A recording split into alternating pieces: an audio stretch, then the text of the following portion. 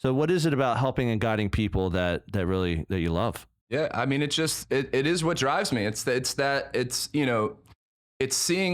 things that are like fairly complicated. People have no knowledge of a house. Like there is no comfort level there. No. Like you have to start with like, what is that pipe? Like, Yeah. that brings water into my home. Like there is like, we need that, right? And to make people feel comfortable, you say, listen, no one has a baseline of knowledge here. Don't even homeowners. Yeah. And you don't need to remember all these things. I'm writing it all down. Yeah. And so taking something that's fairly complicated, it's really important. It's the biggest purchase you're going to make.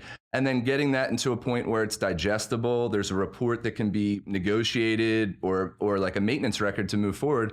So taking all of that and kind of delivering that to someone. So when they're walking out, they say, all right, I feel really confident about this purchase, or I feel, not so much confident about this purchase and maybe I'm going to look somewhere else or something like that.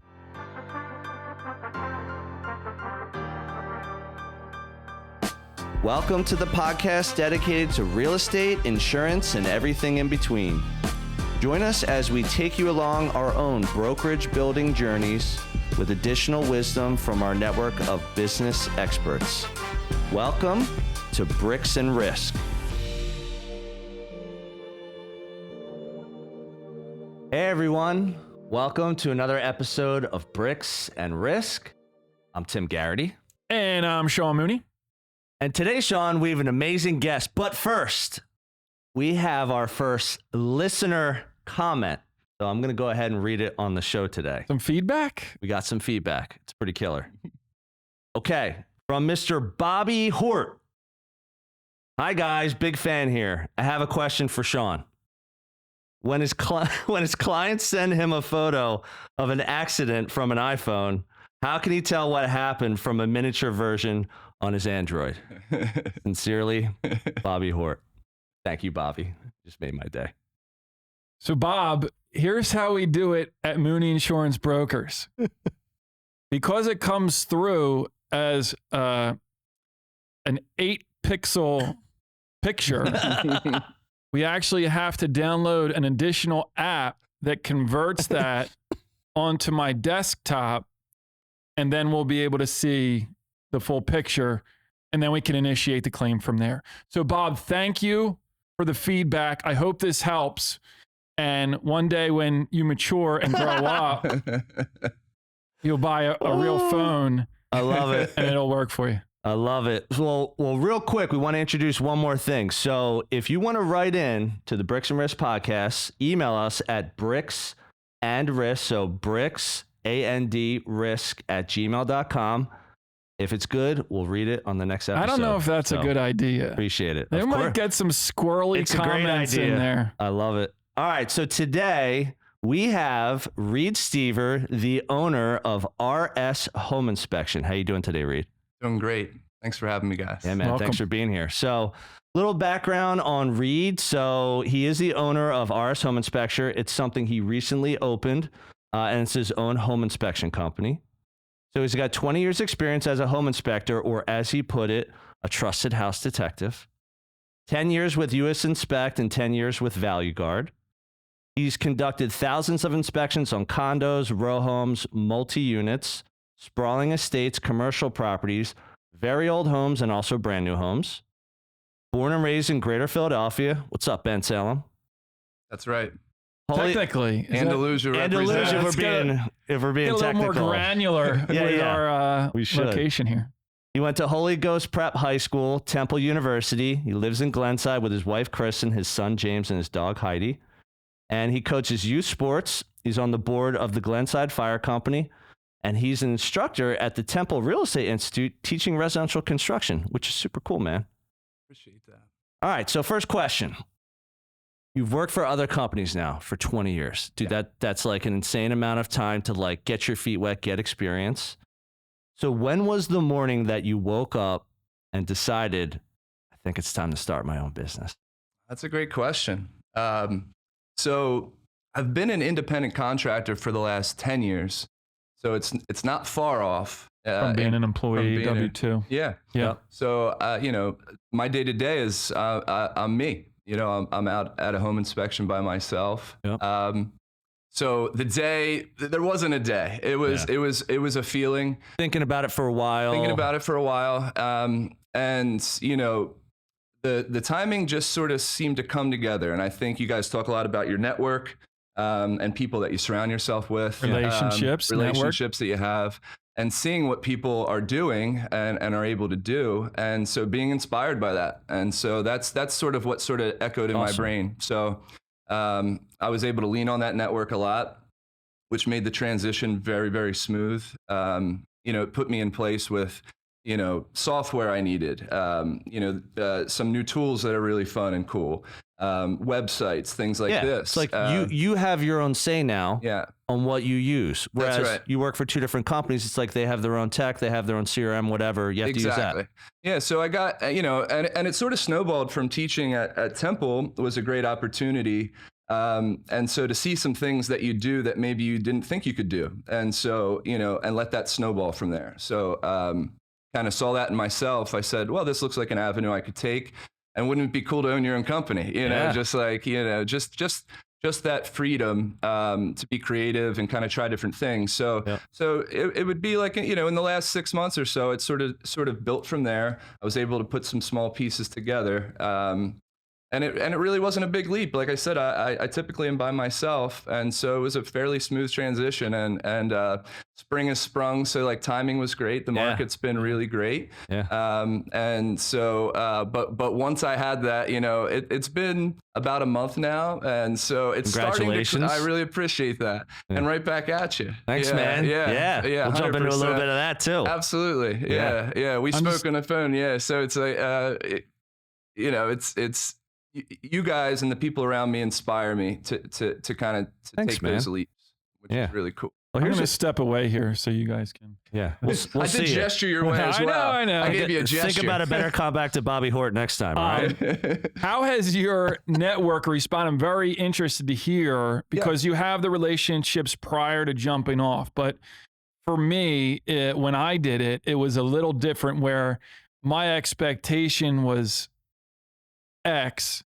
And I'm like, all right, here I am ready to go. And it's like 30 days in and I'm like, well, here I am at Y. And it wasn't exactly in my mind how it planned out to be. So I'm curious what the response has been and how you're going to do that and use that going forward. Sure. So the response has been great. And really, I've not done a lot of advertising or anything like that. You have that network. You have those people that we've been working together for years. That's right. Just so everyone knows. 20 years. I've been working with Reid since I've been in real estate, like 15 years. Yeah. And so that gives you a lot of confidence. Also, home inspections are interesting. Like your calendar doesn't really fill out until the week it happens. People are looking at houses during the week, especially on the weekend. They're putting offers in. And a lot of times someone will ask, are you available in 2 weeks? Well, absolutely. Like this week, it kind of fills up as it goes. So, so that transition, I didn't put too much pressure on myself. Was I feel like this will, after 20 years, there's kind of an ebb and flow to the seasons. Yeah. And just let it happen organically. And then the more advertising I need to do or seasonally, then you have the flexibility to do those sorts of things. But the network has been great is buyers, buyers' friends, buyers' families, real estate agents, and that sort of thing have been wonderful. So that's awesome. It's been really incredible. Yeah. Cool. Nice. Awesome. All right. So you've worked for two other large companies. So US Inspect, am I correct in saying they're more of a national company? Yeah, they have a lot of branches. Yeah. Yep. So they're all over the place. Mm-hmm. But Valu Guard is local. Yeah. Correct? Yeah. That's like a homegrown business. You've worked for both. That's right. What are like some things you learned from like a US Inspect, doing that for 10 years and then going to like a Valu Guard? Like what kind of things did you learn from them that kind of gave you confidence to do what you're doing? Sure. Yeah. I mean, I gained so much from both. US Inspect they were a national organization, but they were fairly small when I joined in like 2004, 2005. One great thing there was they had sort of a built-in training facility. So that was one of the benefits of having like a bigger company, is they were able to train me in my early 20s. More corporate structure. Yeah. And so, so the benefits of that were it still felt like it was a Philadelphia chapter, basically. So it still felt small, although it had some of that broader reach and support. One of the things that happens over time is that continues to grow and grow and grow, and then you lose some of that touch at the personal level. So that was one of the main moves that I did to Valu Guard. Was it's a family operated owned business that's local to Philadelphia. And that connection, you know, still feel like family and friends. My family and friends work there. And so having that connection and making that jump, it felt incredible. It was after 10 years, it felt like the right move. And it really was the right move for me for 10 years, for my family and for my business. Awesome. And I was able to bring friends from US Inspect and from, you know, people that were learning over to Valu Guard and have that same experience. And then that next step, then you look, you kind of look down the road and you say, where do I want to be in 20 years? Right. And owning my own business, you know, kind of just really opened up at one point. So that was it. What was that conversation like? So again, like Valu Guard felt, it's a family business. Yeah. They felt like family to you. You have friends that work there. Yeah. You had to tell them, hey, thank you so much for everything, but I got a jet. That's it, you know, and to tell you the truth, it went really, really well. You know, the owners at Valu Guard, it really was like a family. Yeah. And my friends, again, are still there. My brother-in-law is an inspector there. So that transition was really smooth. I mean, it's a big deal. But they were very supportive. So they thanked me for like a decade of dedication. Awesome. And that's the way it should be. That speaks to the relationship. Energy. Yeah. And that's it, is I would still refer all my friends and family there. And you want to have that kind of free flowing interaction and that good energy moving forward. So I was really thankful to them for the 10 years and also for the nice send off. And I'll stay connected to them for sure. I thought you were going to say, what was the conversation like? Who won the fist fight? No, Reid or Valu Guard? we all won. Yeah, we all know who won. Reid walked away, you know, throwing his gloves up like Rocky. I thought you were going to say the conversation with your wife, because that's a big deal. No, you're right. Yeah, talk about that. So, you know, again, like you said, it's a family decision. Yeah. It's not just you. Yeah. You have a wife, you have a child, you have a dog. I mean, you have a home, you got responsibility, liability. Like, what was that like? Incredible. My wife has been nothing but incredibly supportive. And so she is the director of marketing and communication at Elfont Wissahickon. Yes. And so the expertise she brings, I said, you know, I really couldn't do it without her. It's like, you know, that whole piece of like, let's build your Google business profile. Like, let's make sure all your branding is nice. Like those sorts of things that you need to do. I'm really good at inspecting houses. That stuff. Does she want to help out me and Mooney? Yeah, absolutely. Absolutely. And so, I mean, I can't say enough about how supportive on a daily basis. And it's been incredible. So yeah, Kristen has been wonderful. And, you know, in the business, I mean, this is sort of how things go. It's like a lot of real estate agents move companies. Yep. I mean, this is a very, very common thing, to the point where it really should be, like you said, it's just, that is the business, and keep the good energy going. Yep. And so I think us being just completely in real estate for 20 years, that was, you know, kind of like exactly what she was prepared for. You know, and she's built to kind of like help me do this. It's it's my business, but it's our business. That's great. Yeah. It's funny. So I don't know if you remember this. So like when we first met in real estate, I was working at my first brokerage, which was called Brown McKinney. Yeah. And I was working with James Yoakum. Oh yeah. And we're in there, and I'm like, it was like my first deal, and it was a buyer client. I was like, do you know any good home inspectors? He's like, yeah, I know. You know, I use Reid Stever. I'm like, Reid Stever? He's like, yeah. I'm like, from LaSalle? Yeah. And so we started like BSing about it, and we realized it was you. I was like, dude, I've known Reid for a while. That's incredible. And that's how we got hooked up. I think you helped my first client, my first buyer client. Yeah. And then it was just like no time had even passed. Like, we're just catching up. We're like, what's going on, man? That's like, how's Graham? How's this person? 100%. You know, we're just talking about Frank Kern, like all these people we know. Yep. And now here we are 15 years later. And again, people are like, who do you know in the inspection business? And you've been with two other companies. It's never been about those companies. Right. And now, even though you have your own company, it really still is about you and your network. Because as great as it is for your setup and your foundation, you're like, it makes sense for me and my family to have our own entity, because I've earned that. I've earned those relationships, and I've built that trust. It's a perfect example right here. I would just say, talk to Reid. You know, it really doesn't matter where you work. Yeah, and when we spoke on the phone, you said it. It's your, you know, it's your name, and so you know you're the one out there. So it's great to also. I've gotten re-energized. You know, it kind of keeps things fun and interesting. Yeah. I've always enjoyed, like thoroughly enjoyed inspecting homes, but to have that new kind of like avenue to sort of explore and have fun with, you know, is a lot of fun, and do it with your name on it. Oh, I love it. It's a hard market right now. Real estate in this area specifically is difficult, can we say? Sure. Especially the suburbs. Especially the suburbs. Oof. Yep. Can you talk a little bit about where the market is and how that's kind of impacting your business, and kind of what you're seeing as purchases recently? Sure. Yeah, and it really is two different animals, you know, the city of Philadelphia and the surrounding suburbs. Yep. And so from an inspection standpoint, you know, a lot of people are having to waive inspections. You know, if you're in the suburbs, and even yesterday I was in West Philadelphia, and they said, you know, this was a 4-offer situation, you know. And so navigating that, you know, I kind of look back to even COVID, where things started to be very different. And then people started to waive inspections, interest rates rose, inventory was down. And so the inspection business, I mean, really, really dried up. And you feel for buyers, you feel for agents that are having to write a lot of offers. And buyers that are kind of in this, you know, where are the houses at, you know, and how can I get them? And I have to do what, you know, I have to waive what and offer what. And so, you know, we're still doing inspections on almost every house in the city. So that's kind of, you know, so from my business. So they're not waiving inspections in the city, or that's not it's not component? A very common thing. Yeah. Okay. Yeah, there's more inventory. Less competition. And it's really the low inventory and the more competition that kind of forces you to waive it, because it's a liability to the seller. So when someone buys a house and they say, hey, I want to do inspections, I want to get the reports, and I want to either ask for repairs or a credit, and that takes 10 days, sometimes 7 days, sometimes 15 days.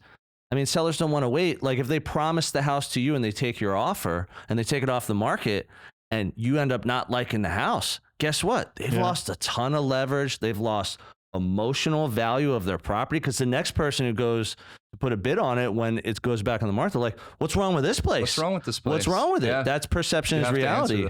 But in the city, I mean, again, Philly's humongous, over 1.5 million people, and it's a city of row homes. So there are so many homes. I forget the number, like 400,000+ homes just in the city. There's more opportunity. Yeah. And there's lots of agents like me. I do business in the city, but I also do business in the burbs. Yeah.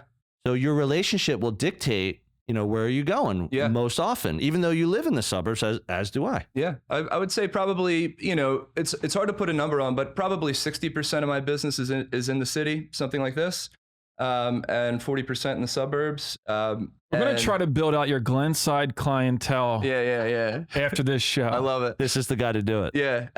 And so in the suburbs, we've had to be creative. So, you know, we're finding meeting the clients where they are. So offering like a walk and talk inspection, which would be, you know, like tell us about that. That's like a new thing that's been popping up. Absolutely. So, you know, a walk and talk would be, you know, what's a typical showing time? It's like a half an hour. Yeah. And 30, 60 minutes. You know, sometimes people are able to get an hour.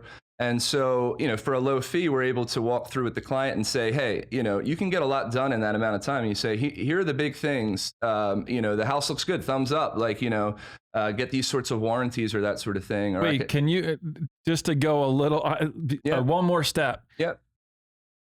They put an offer in, or they want to look at put the an house. offer in yet. They're just pre-offer, scheduling a showing with me. So let's say you want to go see a house. I take you to 123 Main Street. Temple Drive. And yeah, exactly. And there's like 50 other showings. Yep.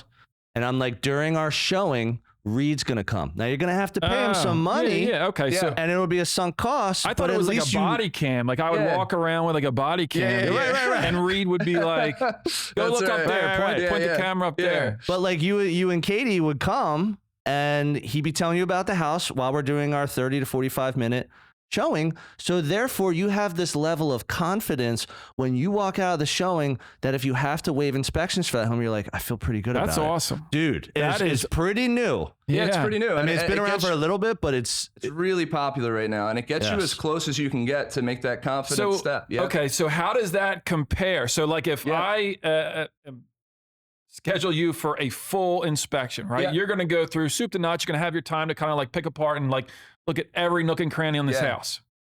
So how does that, how do they compare? Are you getting like 75% there, like to see the major stuff that you're looking for? It's a great question. So, It is, yeah. I mean, I've done this long enough to where the things just really jump out. So like, Stick out, it yeah. just jumps out to me. So I inspected a home I did I would call it a pre-offer, or a walk and talk inspection. And this was in Mount Airy. And so 100 years old. Yeah, 100 years old. We had Like everything in Mount Airy. we had an hour, and it's a big house. It is 100 plus, and so like immediately in the basement, we could say, well, you definitely have termites, and it was like one of those things that like a lot of people wouldn't notice, but I'm like, that piece of wood has termites. Yeah. So you're able to find out some sense of what that is. Now I'm going to say you need a contractor or a full inspection to like fully diagnose this, but here's about what you're looking at in this area. You have some older wiring in the home. And I'm able to fly a drone up and to check the roof real quick. That's how you do the roofs during a walk and talk? Yeah, during walk and talk, fly up the drone and get some good videos. Isn't that awesome? Yeah. For real? Yeah. For real, dude. Yeah, we're in the future. We got a lot of fun toys. We haven't gotten to this stage, with you guys yet, just because we haven't really found the homes that have been interesting enough. Yeah, no. But once we do, I think this is a really good option for you guys. Yeah. Because then you feel, and I know you're willing to take some more risks. You've opened your own business. You've bought homes that have needed work. You've done things, but still, you're going to spend a lot of money, close to $1 million. A lot of people are spending in the suburbs right now. Wait a minute. My budget before was only about 600. Like, you just moved me up. 250. Come on. It's 250. No, but I think that's an amazing, so number one, it's amazing because it's such a value add to the buyer. 100%. Yep. And number two, it's kind of like, as a business owner, we are always needing to pivot. Yeah. Yep. Right? It's a totally different product. I've never heard of this in my 15 years. It's very new. I've heard like the father of the daughter who's buying a house go through and pick apart the house. That's like a crap on and talk. Yeah. But this are the value add. It's all bad. It's, as a business owner, you're constantly needing to like find new ways to like do your business, 100%. Find new ways to meet your clients and meet where they are. And I think this is a tremendous asset to anyone that's buying a house to have the ability to know, okay, listen, we just walked through. There's 3 major things we're looking at here before you even put the offer in, and it's going to be $45,000 of work, and you can bake that into your offer and kind of know up front if this is going to work or not. Yeah. I think that's tremendous. Yeah. Now we're gonna have to move up Reid's episode in the lineup because we had our first listener comment, as we talked about, and we would love more. Bob Hort. And nice work, Bob. This is such a topic that's so relevant, especially in the spring market. So we have a pretty good backlog of content now, and it's taking a couple months to get an episode out because they come out once a week. Nice. But I think this would be a good one to try and get out sooner than later, because this is like a real thing. Like, I just had clients in the suburbs, and they were pretty much at the point of, no matter what we look at, they're willing to go much higher than asking, which a lot of people are in the burbs. Yeah. But they've always, we want home inspection, we want termite, want radon. Yeah. They're a little bit older. Yeah. And I said, look, if you're concerned about this, they're coming from like New York. Yeah. And they're in a condo, and they're buying these houses with like 2,000, 3,000 square feet, a roof, 4 walls, 30 windows. Like, there's lots of things that can go wrong. And it really wasn't until the last showing I had, I said, what do you want to do? They're getting multiple offers, and it looks like everyone's cash, which is crazy. Yep. It's like almost $1 million. And everyone's waiving their due diligence. And they're like, we'll do it. Because the thing is, it wasn't even before the showing that we knew we found all that out, like within like hours of the showing. And it was something that was moving quick. It shifted quick. They didn't say offer deadline 4 days out. It was like offer deadline like in 12 hours, type of thing. Yeah. So, but I will say now, for the next time, our next showing, I'm going to tell them and say, look, this is what, now that you've gotten past that in your mind and you were willing to take that risk, which is a big risk, I think we should consider this for our next showing, because in the event you really like it, it's going to be money well spent, because you're like, awesome, I just learned everything I needed to learn.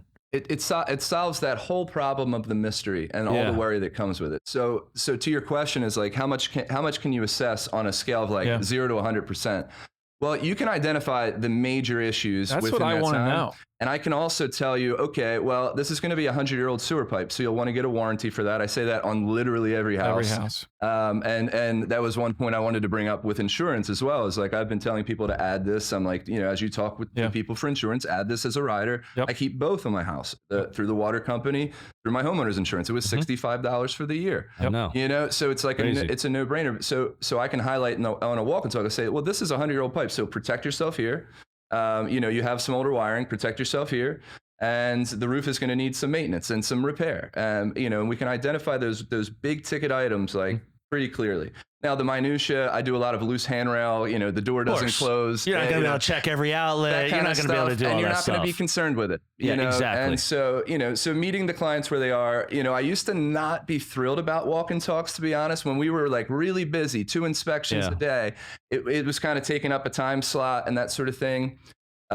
But more recently, I just see how happy buyers are. Like they're thrilled. They're like, "Thank you for this." Like, it's a huge level of comfort. That's right. When someone, even if they've been willing to waive those for a good bit of time, which a lot of people do, to have that option to at least have someone with credibility, experience. You're certified. You have your own business now. To come in and give them that peace of mind. Be like, if we're gonna have to go over asking because there's 1 or 5 or 10 other offers, like at least we know what we know now. And to your point about the parent coming, which a lot of people make fun of that in our industry, they're like, oh yeah, parents are deal killers. Yes. But like you bring in that that mom or dad or grandmom or grandpa that has all this experience with real estate, and they're like, this is crappy, or like that's broken, like what this is a fire hazard, like. And it's like, I'm not saying they don't know what they know, because they've probably owned a house for a long period of time, but it's like, you're not certified? No, what? So the father, used to paint homes 25 years ago. Yep. Oh, let me tell you about this. Like, come on. Get out of here. Come on. Jody. And so other things we offer, if you're not able to do that sort of thing, if people kind of get stuck and it's too quick and you're putting an offer in, we do like a post-purchase inspection. So, you've bought it and now you're sitting there at night and you're saying, well, what did we get? What did we get into? And that worry. And again, I get so excited for just like bringing that temperature down. You say, listen, there's always going to be some problems. These are like very knowable things. And once you have the knowledge, you have the comfort, you go to sleep and enjoy your house.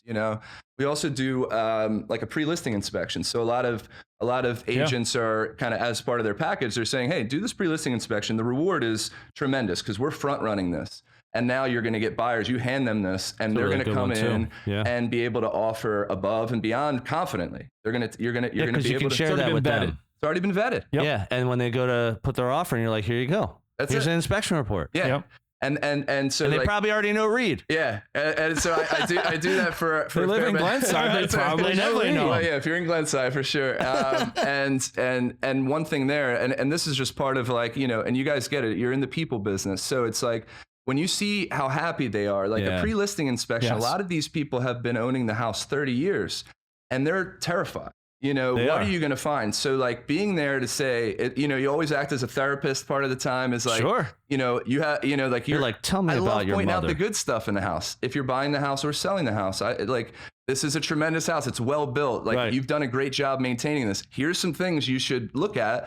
Talk to your agent. Sometimes there's value in fixing a couple of these top items. Sometimes there's not. Sometimes these houses are just flying and you're just disclosing. So either way, but but they feel great once those 3 hours are done. You can see the relief. Oh, like, all right. They're like, it wasn't as bad as we thought. Yes, yeah, like, and that's usually like 95% of the time. They're at ease, and then again, you do. And how did this come about? Like, so I'm curious to see how this talk or his company. Both. Well, which one we talking about? Sorts of Bobby's comment? All these sorts of like. I know how that came about. Bobby.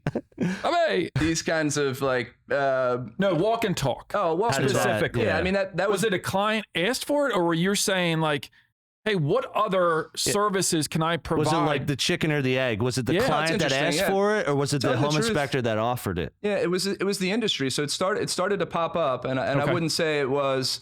Valu Guard was certainly on the forefront of this, and so this was something that we noticed in the industry as people were starting to offer this.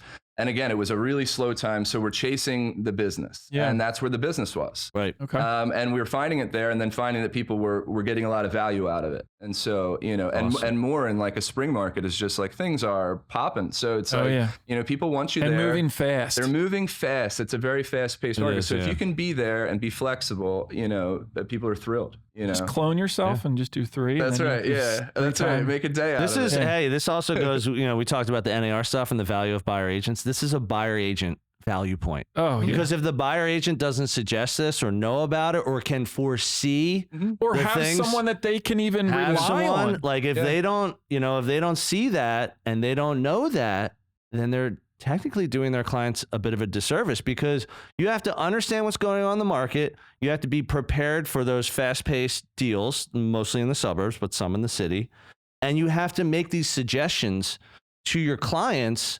Not only is it going to help get them to where they're going faster, but you're also mitigating their risk, because the flip side is they've been waiving inspections on a couple deals. Oh, you're going to waive. And then they look at a house and they overpay for it and they move in, and 3 months, 6 months later, they just get pissed off and they call the buyer agent and they're like, the hell did you sell us? Yeah. And the buyer agents, depending if they're not experienced, will be like, I didn't do anything. You waived it. That's what the contract said. But maybe the guidance wasn't there. Maybe the advice wasn't there to just say, I think you should consider this. 100%. You don't need to do it. I think it's a great option for the right people, right scenario. Beneficial. But if you don't say anything, then someone who's mad or litigious could come back and say, yo, why didn't you let me know? what's the deal? This is a great protection for agents. Totally. Absolutely. Yeah. Hey, everyone. This is Tim, your favorite Bricks and Risk co-host. But don't tell Sean. I hope you're enjoying this episode, and I'll get right back to it in a moment. Our audience grows through word of mouth, so if you would please take a moment of your time and give us a review on the platform you're on, that would be fantastic. Please also help spread the B&R word by sharing your favorite episode with a friend. We greatly appreciate your time and trust. Now, back to the show. Well, we see it a lot. So if you take like what you're dealing with, what he's doing on a day-to-day basis, when it comes to insurance, we just had a deal fall through because of a roof. Mm-hmm. And I'm thinking of this scenario where if you had been on it doing your diligence, this deal fell apart at the 11th hour. And I mean, they did inspections, didn't do inspections? So I guess it came up on the, I don't know if it came up in the inspection report. How it kind of came to my lap was that the roof was old, which it was, no doubt about it. The buyer went to go try to secure a homeowner's policy. Oh, so it was during the insurance, insurance inspection. Yeah. And his carrier, this wasn't even a part of what this came to me after the fact. It came to you with all the problems. Right. Trying to save just trying to save the deal. Right. Yeah. Because the buyer was denied coverage by his carrier saying, Damn. we can't insure that home. And I was like, well, someone will insure it. It's just a matter of. You're like, and then you ripped off your shirt and it says Mooney Insurance Broker. I am to Press save the play on the record and it goes do do do do. So they come to me and, I said, we can do it. But at that point, that person had to like just walk away. And now I think the listing agent said it's going to go to arbitration, because of this. Wow. But I'm thinking it could have been avoided had you'd been through the walkthrough and you said, hey, this roof I got it on a drone. I know it's going to be at least 30 years old. Yeah. It's going to need a full replacement. Do you know what's going to happen here? Tell me. Reid's going to start dropping your name on his walk and talks. Yeah. Because he's like, you need to get sewer pipe coverage. Oh, yeah. And you need to get a look at this. Again, what is insurance in a contract when you buy a house? Insurance is technically a due diligence inspection item. You can check off, elect or waive. You can elect or insurance, which allows you to look into homeowners insurance before you actually get out of your inspection period and move forward with the house.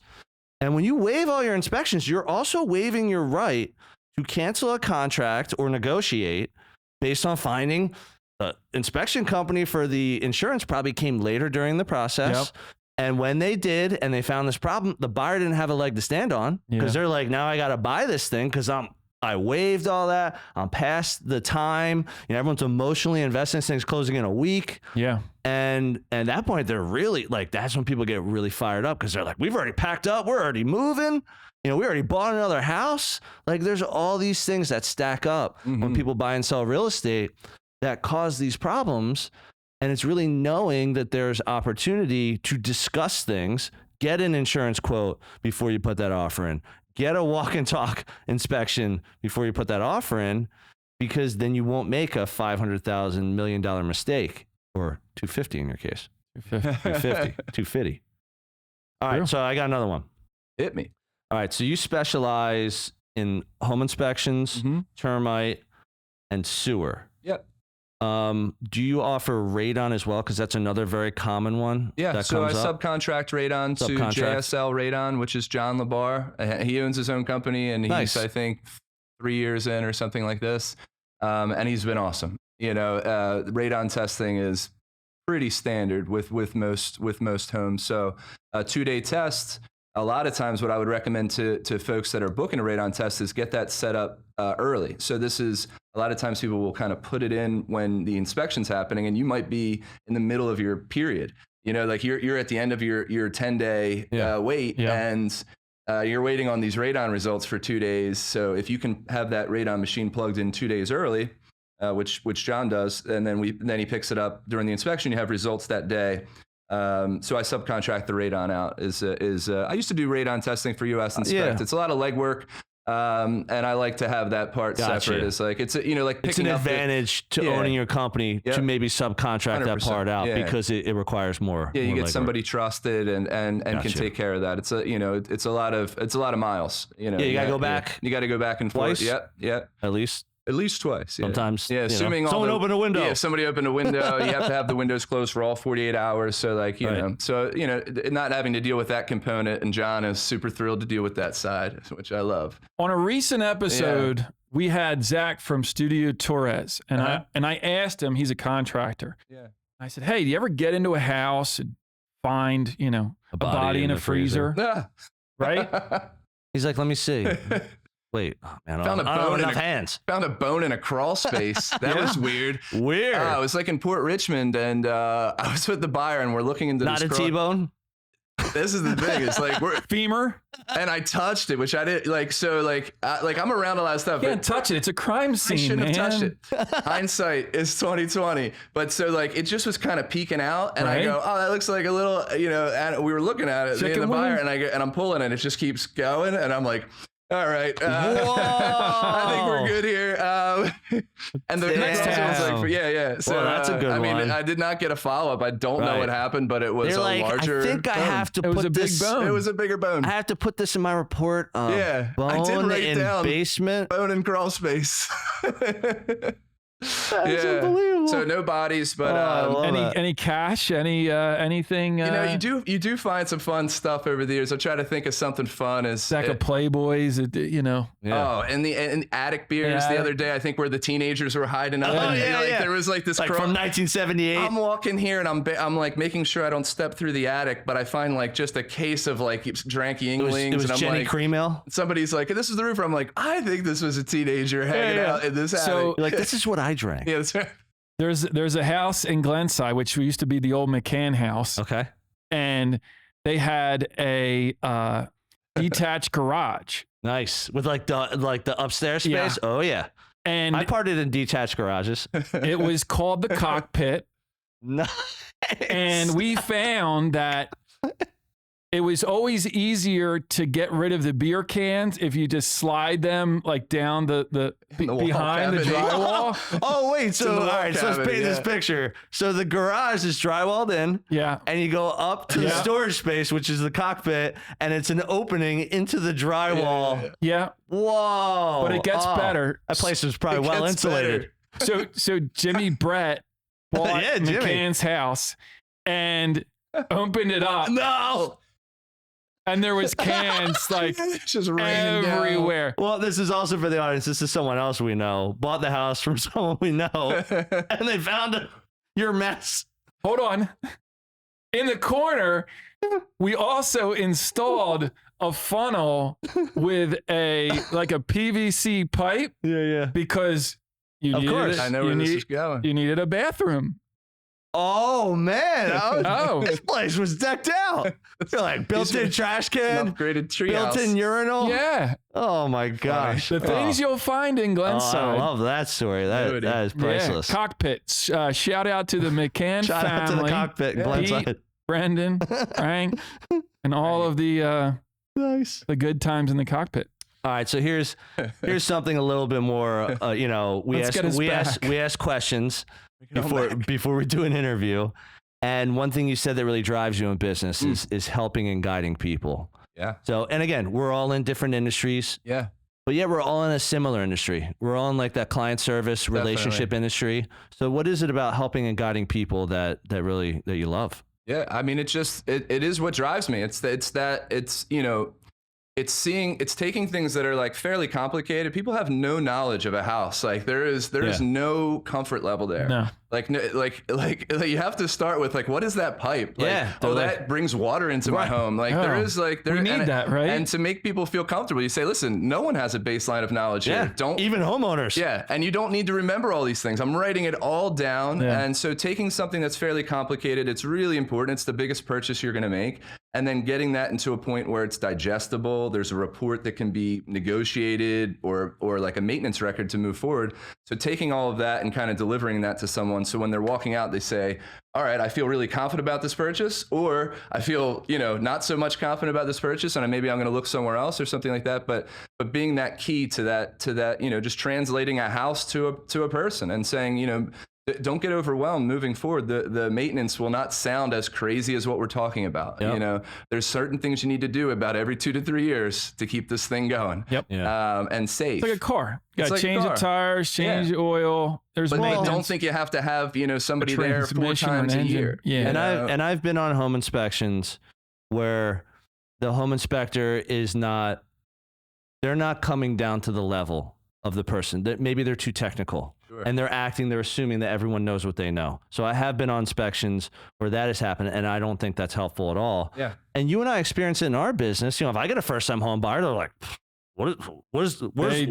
my deposit? Like, do I get that back? Like, they don't understand these things. They call you, and they're like, what is this? What is that? Like, why do I need homeowners? Like, why do I even need it? And then you got to explain that, and you're like, well, where do I start? Yeah, but to have the patience and whatever it is in our wiring is like after 20 years I still every day like I have an inspection later today, like I'm excited to do it, and to have the patience as much as someone wants to stay there. You say like until you feel comfortable, will take a lot of times hours in a house, like within reason. And, people have to come home sometimes, but it's like but seeing people be satisfied is the goal. And I think with the biggest purchase in their life, for you to be able to provide that value and to make them comfortable with a purchase, I mean, it just goes a long way. It does. And having technical knowledge is one thing, and we kind of joke about the dads on site, but I also think my attitude has always been, there are some inspectors that are like, listen, I'm going to inspect the house and I'll check back in with you. Well, someone has nothing to do for the next 2.5 hours. Yeah. So like, why are you even there? So I think there's a lot of nuance in going with your inspector where you can hear my thoughts. Yeah. And I'm like, this is what it's going to look like in the report. It's very black and white. This thing needs to be repaired. But you can do this in 5 years. Or you can, do you have a friend who's a plumber? This may cost you a lot less than what I'm going to estimate. Yeah. I'm going to estimate like you're just calling a plumber. Dude, so like that nuance and being there, and then they go, okay, now I can really start to see the next 5 years here, and I can plot that out. What do we need to do right now?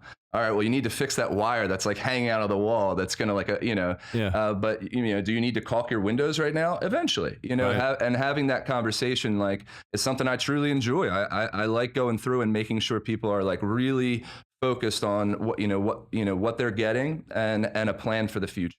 That's awesome. Great. Yeah. All right. So another thing we ask in our questions is kind of like what we call like words of wisdom, basically. So some of the things that you shared, do what you love and what you enjoy doing. Yeah. Never stop learning. Build and nurture your network. But this one I thought was awesome. So dedicate yourself to delivering for people, and you will find yourself surrounded by good people doing the same. what was it about that you wanted to share? Because that's fairly deep, and you know, you and I are very much like that, where if you have a toxic person around you per se, for whatever reason, they're raining on your parade, or they're just like, nah, I don't agree with where you're going. Like, you know, you can't go to sleep at night. Yeah. Sometimes. But if you have people around you that are your biggest cheerleaders and your business builders, these are people like giving you leads.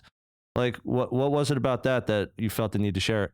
Well, I appreciate that. And you know, the questionnaire, like as I was filling this out, like I kind of enjoyed it, and the timing is good. It's like you're kind of taking stock of your life at these moments. And so I was feeling all that energy. I'm getting calls of congratulations, calls of support, booking inspections, and then, you know, getting invited here. And it's like, you know, it's that flywheel effect. So I was feeling, you know, and still on a daily basis, just gratitude for people that are around me.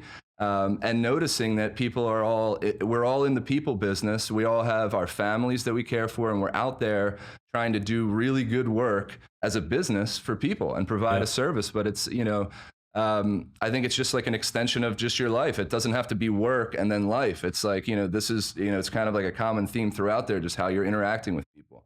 And you tend to find that, you know, I have a lot of referrals. So like a lot of my business, and I'm sure for you guys as well, is referral based. But you know, a lot of times, like you know, the main motivation, you don't want anybody who's like, I hire this inspector because he passes the house, or like, or he waters something down.